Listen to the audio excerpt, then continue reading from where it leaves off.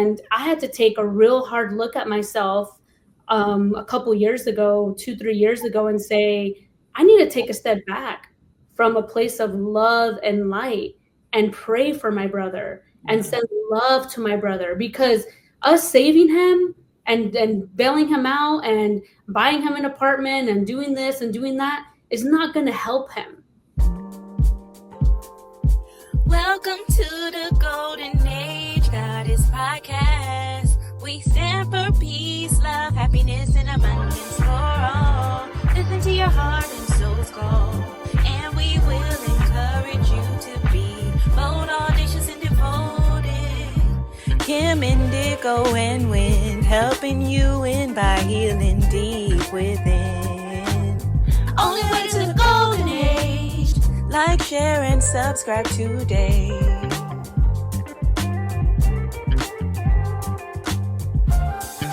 So how does somebody know the difference from being unapologetic in their love and light from a place of love and authenticity, or being unapologetic from a place of ruthless or careless energy? Yeah, that's a good one. When you kind of like talked about this, introduced it in your last response, but there's a huge difference in someone like showing up and being unapologetic in their love and light from a place of like love and authenticity, and then like being like, my opinion, this is mine, and it's kind of like steadfast on it and like ruthless, and like I could care less about what everybody else thinks because my truth is the only truth. Like sometimes people can express in that way, and it's just where they are, spiritually or on a certain level, where when you come from that place of like, my truth is the only truth and I don't care about what anyone else says. And if you don't accept it, then you're wrong, kind of thing. When you're unapologetic in your love and light, this is when you have gotten to a point where, like we said earlier, like you trust yourself and you trust your energy. And Got to that. Hold on, I gotta give it a quick clap to that. Yes. You know what you know. Like, so regardless of all of those things that you could be, that could be projected onto you, you know who you are, you know the truth of your soul, you know that all is love, all is the divine, we are source, you know that. So you can show up and be unapologetic in that. And someone may try to convict you for something that you've done in your past or whatever, but what we do when we show up unapologetic in our love and light, we are able to apologize. We are able to admit when we're wrong. This is like full transparency in a way that it would be the process of learning to be more and more transparent, because there isn't anything to hide in your light, because the light, there's nothing new under the sun. There's nothing hidden in the sun. You're going to see it all. So when we're in our love and light, everything is illuminated. Everything is brought to the surface. Everything is on the table to be reviewed. Everything is from a place of truth and authenticity. There's nothing to hide. There's no my truth is better than your truth. We are connected to the universal consciousness, and we know that all is source, regardless of where you are in your frequency or your level of consciousness. Yeah. Mm-hmm. Yeah. And truth is always unfolding. And that's what I've been getting a lot, is like through this human experience, it's unfolding more and more. That's why it's so important not to be attached to anything but love. Right. Right. And how do you know when something's truth? How do you know? You have to determine that for yourself, within yourself. Yep. No one can just like tell you, like somebody can say my truth is my truth and it doesn't resonate with you as truth. I agree. That's for you. Yep. Yeah. You have to experience it. That's one thing I've been learning a lot. Yeah. Oh, I apologize. I'm just like dipping in. Please. Okay. Yeah. Yes. You see, we're unapologetic, but we still apologize to be considerate. You see what we're talking about? We got some common sense over here. Right. Talk about truth, guys. for one, Indigo, you said that. You said that, Goddess. It's just, again, being aware of self, being aware of ourselves and being honest and noticing how you feel. And one thing that I had pondered upon when we were, co-creating this topic and co-creating this podcast is that to notice, where is your truth, so-called truth, quotations, right? Because it could be a lie posing as truth.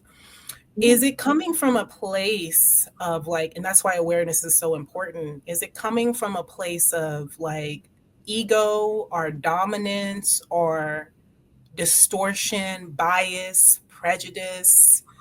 Is there some duality in that truth, right?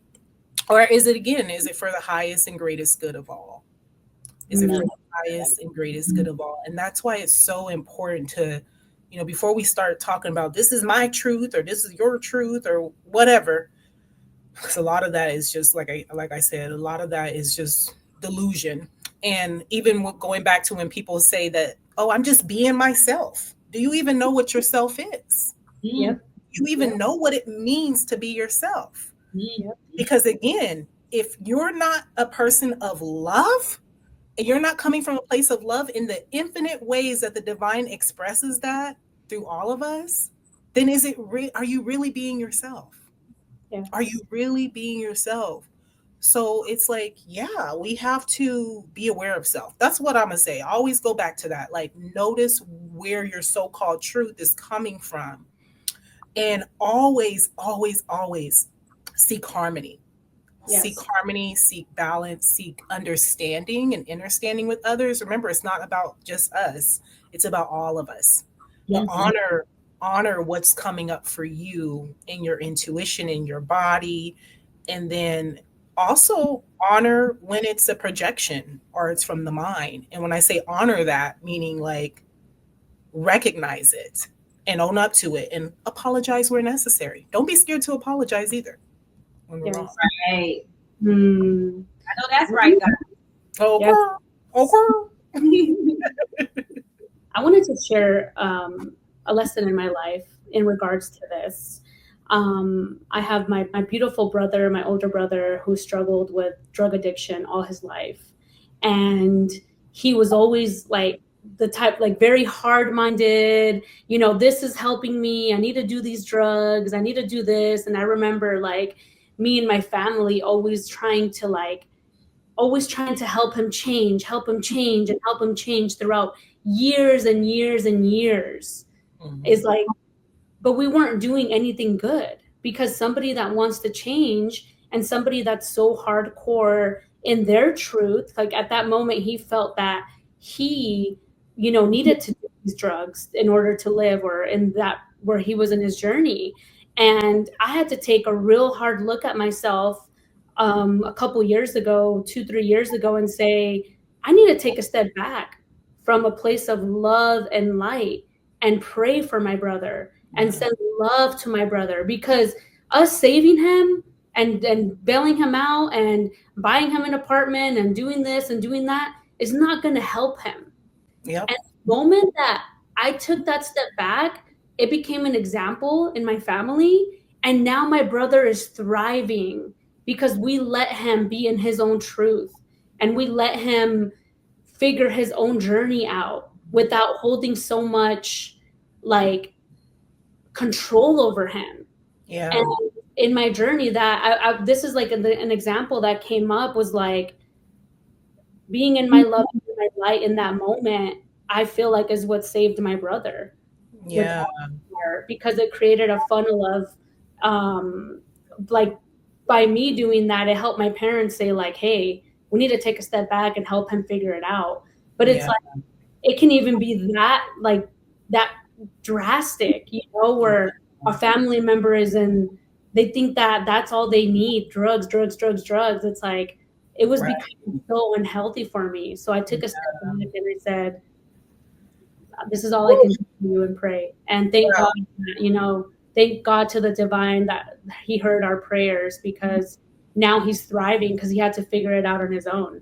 Yeah, I mean, honestly, girl, that's a great point. I love that you brought that up, Kim, because that's something I had to learn the hard way and being in my love and light, so-called love and light, right?